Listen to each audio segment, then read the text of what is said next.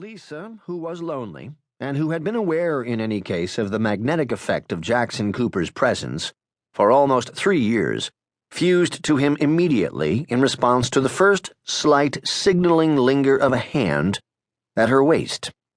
So Jack did not have to be particularly active in the encounter that followed her accidental brush against him as he was pouring their third glass of wine.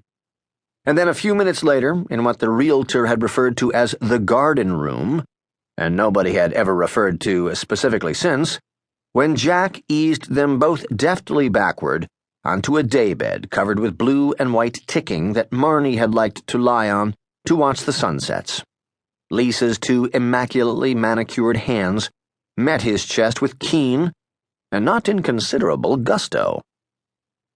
Jack, while not engaged in this liaison with any more than instinctual enthusiasm, would nevertheless have proceeded with it except that, just as Lisa twisted to remove the last gossamer barrier to undiluted commitment, she emitted a modest, girlish giggle, and the sound punctured something in him. His senses rallied, or rather, didn't. Nature, having previously taken over his physical and mental functioning, suddenly and entirely deserted him. For the moment, this development was lost on Lisa. She turned to him again and advanced with neat, energetic intent. But eventually her breaths slowed and flattened. "Jack?" She scooted back and looked down at him. Jack, meeting her face, caught her eyes and saw there a woman, an ordinary woman, too human. He quit, lifting her hips from his groin, and sat up. "Sorry, honey," he said, pushing hair from his forehead and standing, dislodging her. Lisa, upright and naked, trembled lightly and said softly, "Don't worry, Jack. I'm not gay." Jack stared. "And Marnie probably always was," she added quickly, and she imagined sympathetically. "You don't turn people gay. They just are."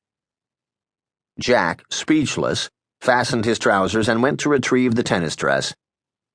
"Thanks," Lisa said when he handed it to her, but rather than put it back on, she held it with one hand, bunched against her breasts. "Maybe we should just go to my place," she suggested, "and relax. Have a drink and sit in the hot tub or something." She leaned toward him and raised 4 tender, encouraging fingers to his cheek. Jack, removing the fingers by the wrist, as if he were extricating a caterpillar from his salad, pulled back from the embrace. "I'm going to pass tonight," he said.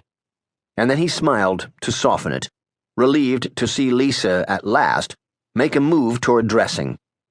She looked small and vulnerable, bending to scoop up her underwear. "I'm sorry, honey. We'll do something later in the week. I'll call you." "Promise?" she said. "Promise," he said. She was still smoothing the tennis dress against her hips when he opened the door.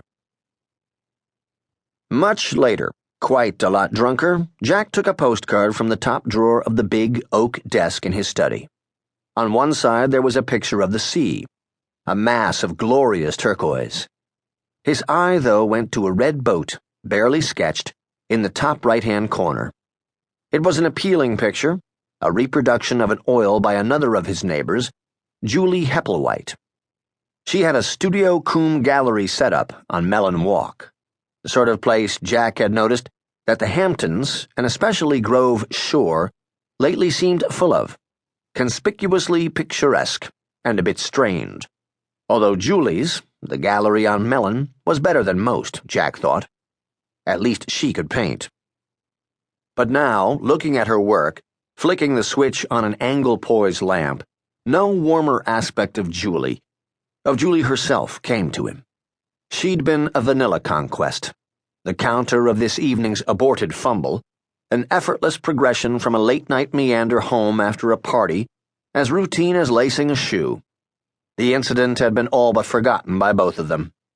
At the gallery, if Jack wandered in behind the tourist crowd on an aimless Saturday to scan the walls non-committally and pick up a few postcards, Julie would smile and say, "Hey, Jack," when she rang up the sale, and he'd say,